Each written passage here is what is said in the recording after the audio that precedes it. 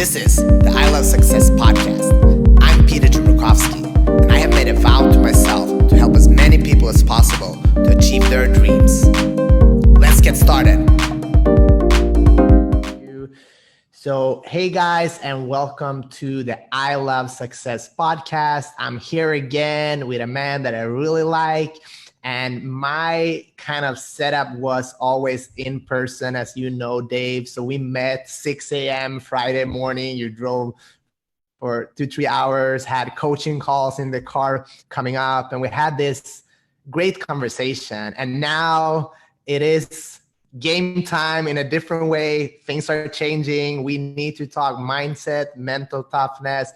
So I'm just going to get right to it today, because people that want to hear your journey, they can go to episode 121 of my podcast and get the full story. So how has this hit you, and how do you work with your mind to kind of be strong during these times? Yeah, so I put a mindset that I'm in the middle of a miracle, and I know that there's 4 things that I can control. I don't think things are changing around me. I perceive things that are changing me.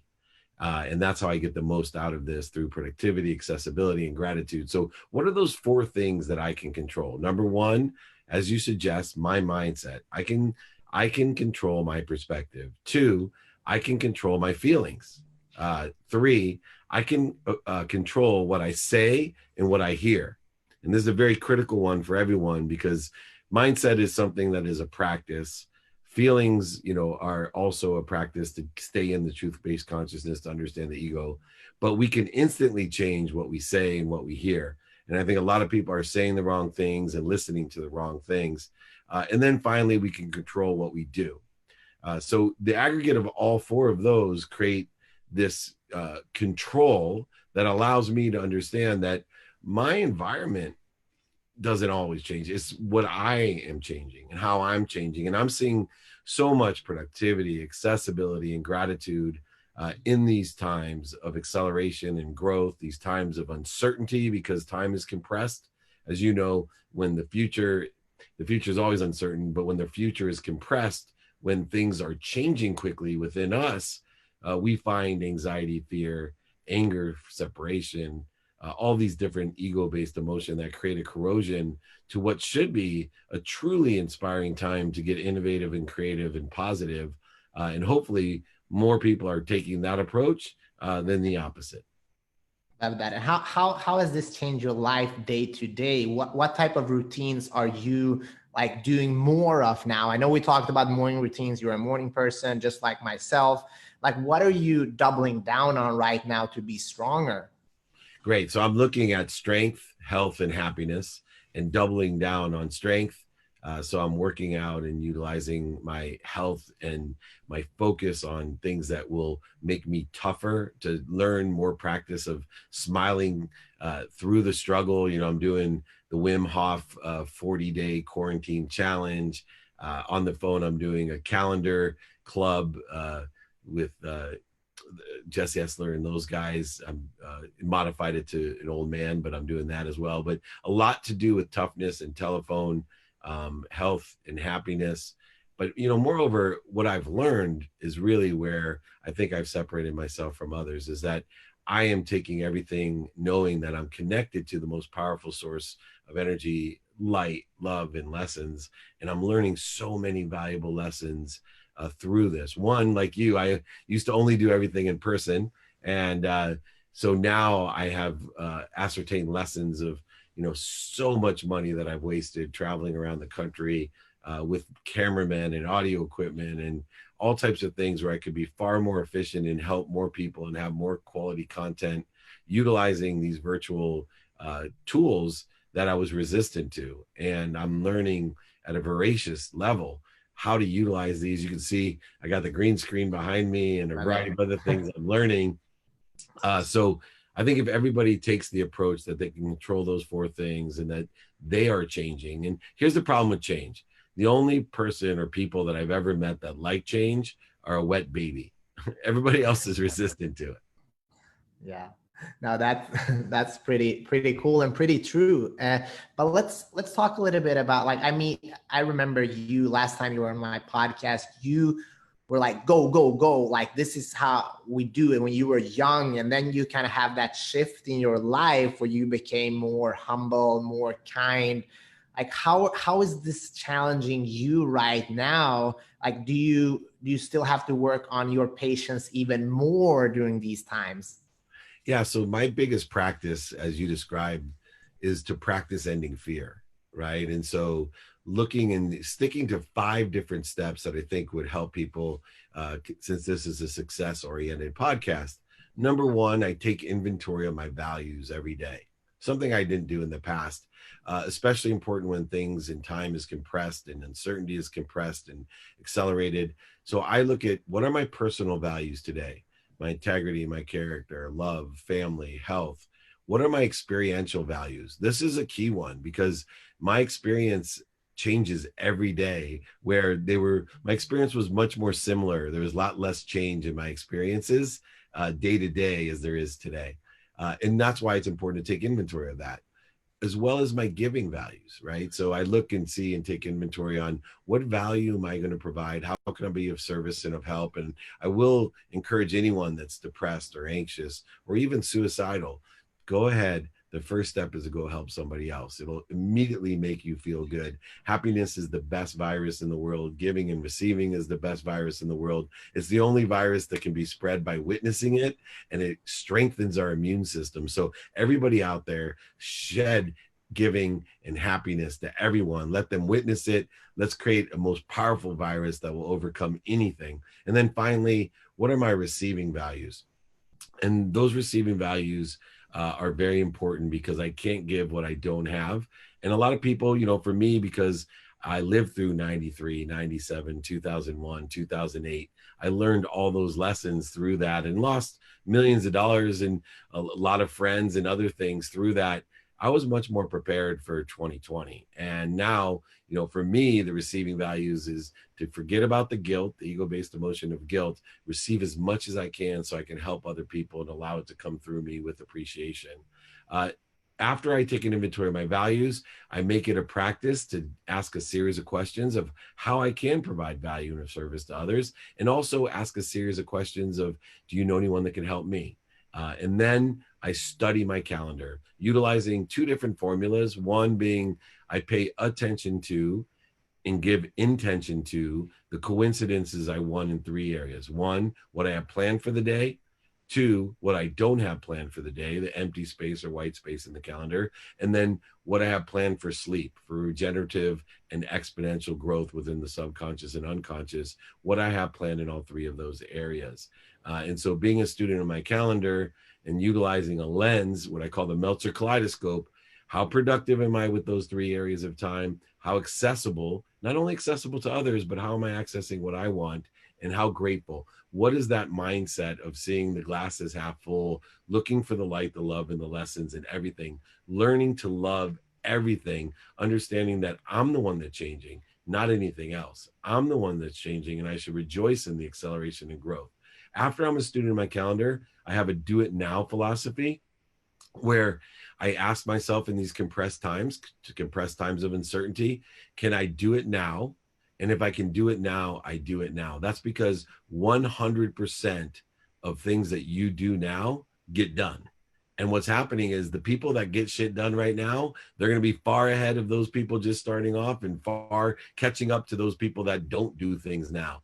If you can't do them now, which is understandable, I would suggest that you make a list, a repository, a bank, some sort of system to collect the things that you can't do now and prioritize them by what's most important first, and then study those things in your calendar, make a list and knock those things off as well when you do have the appropriate manner of time. Finally, the last practice that I utilize, I've mentioned probably 3 times already. Every day I'm practicing ending fear. I have fear in my life like anyone else. I have the need to be right, offended, separate, guilty, anxious, frustrated, inferior, superior, separate. All of these different anxieties I have every day, and I'm practicing to end them and to go back to center into my most productive, accessible, and gracious mindset. Yeah, and I love that. And like most people have more time now, I actually have less time, David, because I got to learn doing this just like you, like being more virtual, doubling down on things. I'm drinking less alcohol, I'm eating healthier food, I'm working out more, all of these positive things that are coming into my life. But it's, to be honest, it's a little bit fear-based. So what would you tell somebody like me that I'm doing all these great things, but it's also, to be like authentic, it's fear-based. Yeah. So remember, fear has its advantage in the realm of motivation. And that's where you're living right now. Fear has that ability to focus us. And that's why you're able to utilize the fear to motivate you to do these things that are good habits, better for you, changes that you want to continue. In order, though, to effectuate those changes, we need to have the enjoyment of the consistent, everyday, persistent, without quit pursuit of your potential of each of those things: eating right, working out, being more efficient with your time, utilizing technology, whatever it may be.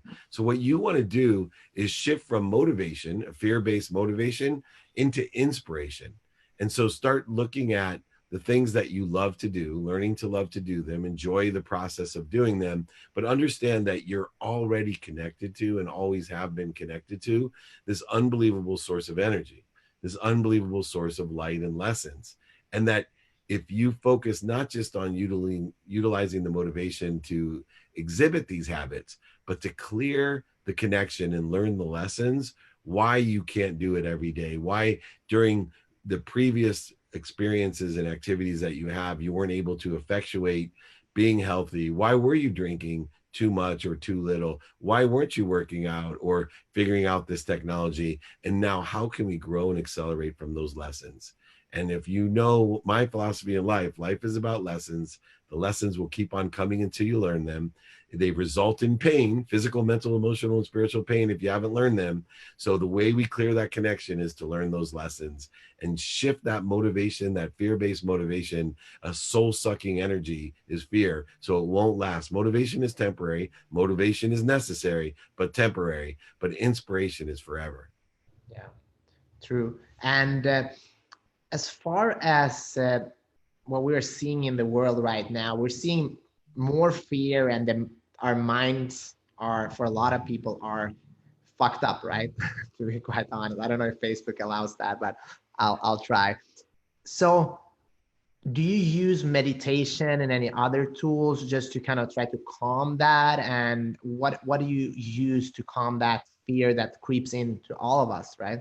Yeah. So number one, I use routine. I have an adaptable routine right now because obviously my environment has changed.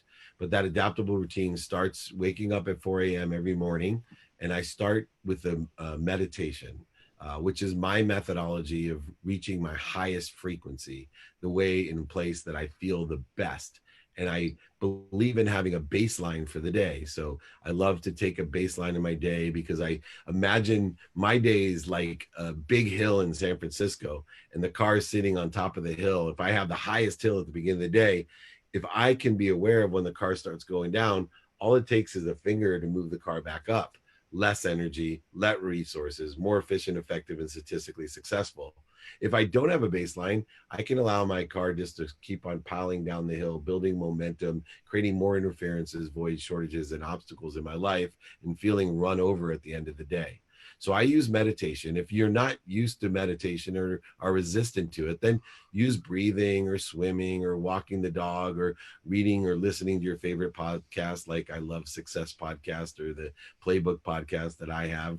Those are great ways to find your highest frequency at the beginning of the day, and then be and acknowledge and be aware of when you're not at your highest frequency, and then stop, drop, and roll back to the highest frequency when the ego takes over, that fear takes over, and you will be able to accelerate and grow through these changing times.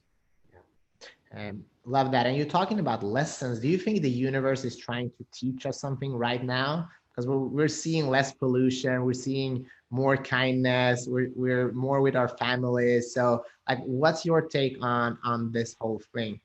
Oh my gosh, the universe is always, we are metaphysical beings. We are part of an organic meta quantum physics that all of it all works together. And the universe is always teaching us lessons.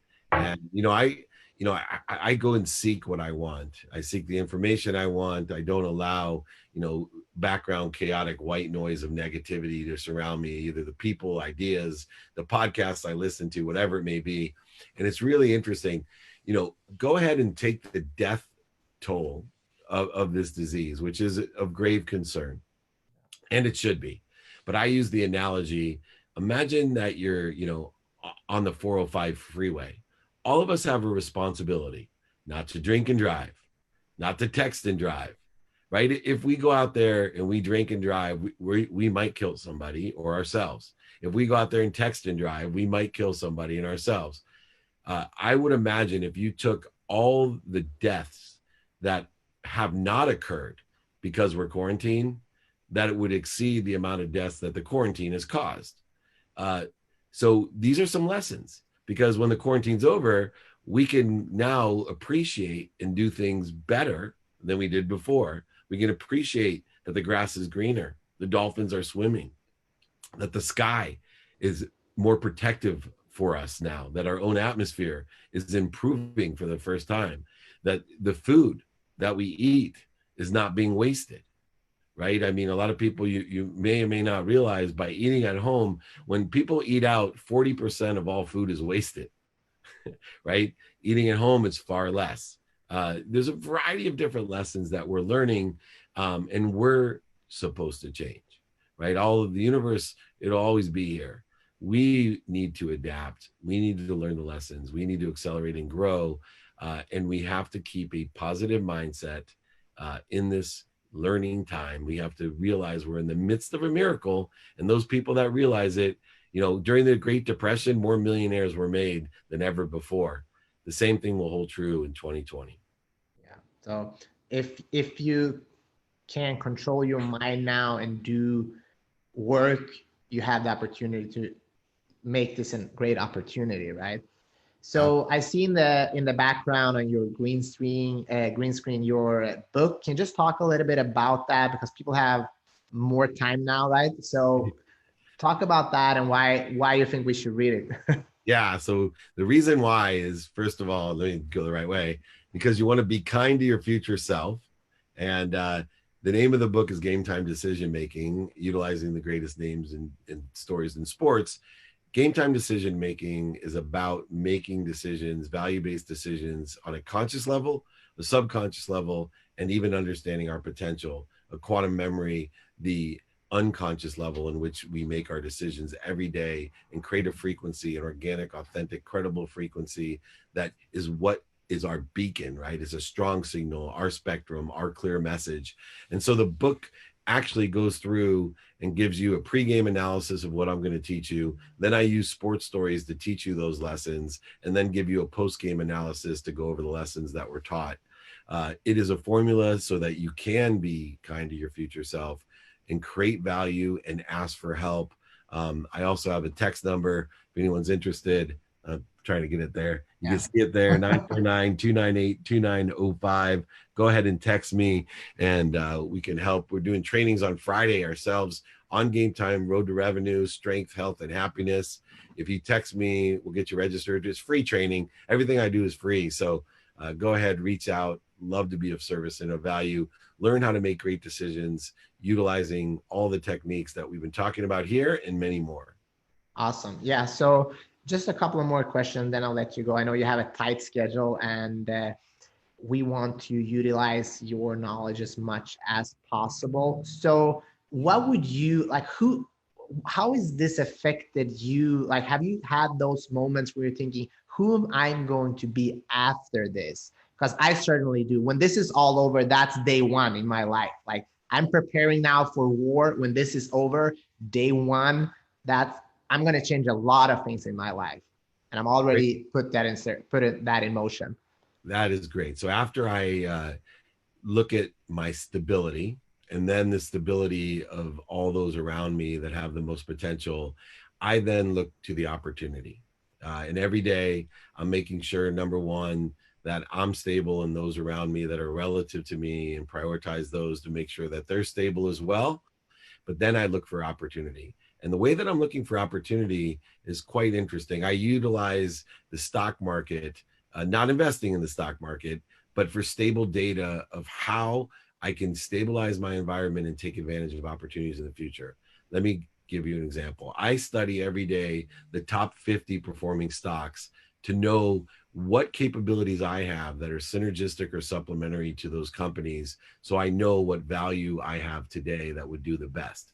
Then I look at the 50 companies that are stabilized the most, the 50 top companies that haven't moved over the last month. If they started at $9, they're still at $9.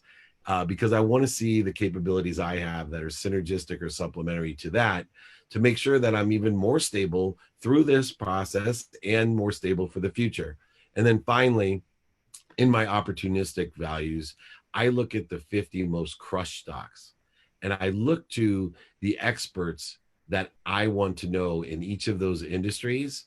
And I'm reaching out and asking them to tell me one thing, asking them to share with me when they believe their industry is oversold, because then I'm going to know to buy. The most an easiest way to make money, it's the reason I got into meditation, is my guru, Dr. Sangeeta Sahi, told me she could raise my awareness and that I only could be aware of that which vibrated equal to or less than me. And she could raise my frequency through meditation so I could be more aware. At that time, I was very closed-minded, ego-driven. I wasn't really interested in meditation like a lot of people. But then she told me, what if I could raise your awareness of when to buy or sell? That really lit my fire. I was like, interesting. Most valuable monetary skill set. Those people that know when to buy or sell. And here is the lesson. Go reach out to the people that have worked 30, 40, 50 years in an industry and ask them that simple question. Can you let me know when this is overbought? And then go ahead and buy. And then ask them on the return, hey, give me a call when you think it's overbought.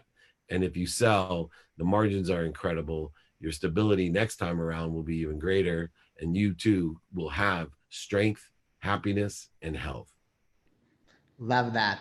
And what do you have any dreams that you have been thinking about for a long time? You have put them off, and now you're like, hey, when this is over, I'm going to really take this on, head on. For me, that dream is actually to spend more time with my 3 teenage daughters. I had reached the point with all 3 of my teenagers, joking around, that I had negotiated for 2 minutes a day, because I believe 2 minutes a day is worth more than 2 hours on a Saturday. But I had negotiated to be with my kids either on FaceTime or in person, 2 minutes a day every day. The teenagers, 30 minutes with my 9-year-old. But my dream was to be able to spend at least 30 minutes a day with each of my children every single day. And I thought, wow, that's going to be a long time. It'll be until, they probably are later in your career. And then I have, to make sure that I stay healthy and live as long as I want, to be able to see the grandkids and be able to spend that time. And I will tell you, the greatest blessing personally for me has been the unbelievable bond, that I have with my children, knowing that they are happy, that they're healthy, that they love me, that they appreciate me. And I let them know every day all 4 of those things, beyond the fact that, I love them, I'm proud of them, and I always have their back. This time spent will always change their lives. I know I'm able to reinforce some foundational values later on in life that I know if this never happened, they'd be with their friends. I would be too when I was, 21, 18, and 16. I'd be with my friends. But I love this quarantine, and it would be really nice if I could quarantine my kids every year for a week. I don't know if they feel the same way, but that's the biggest blessing that I've had. And then on the other side, it's the efficiency quotient. I have just so many lessons of efficiency and cost savings in my personal and professional life that never would have come about but for this quarantine. Love that. Any last words you want to leave us with, David? Yeah. So everybody out there, if you are anxious, fearful, you feel depressed or even suicidal, go do something for someone else. Remember, be kind to yourself and do good deeds. Anyone that can share our content, we certainly appreciate it. Happiness is the most viral disease. It's the most powerful disease. It's shared by witnessing it, and it strengthens our immune system. It strengthens everybody's immune system. So share that happiness. I appreciate your time. Look forward to seeing you soon. Thank you so much, David. As always, it's a pleasure hanging out with you now virtually. Let me give you a virtual hug. You're an awesome guy. And I just love people like you, seeing the positive, going out there, like creating value for people when we need it the most. So super grateful. Thank you. I hope to see you soon in real life. Yes, I do too. Thank you, everybody. Please share, please comment, please give us some likes so we know that we are doing something good. If you want me to have some specific guests, please let me know. On Sunday, I'm going to have Joel Brown, the founder of Addicted to Success. So I think you will enjoy that show as well. Thanks again, David, and take care.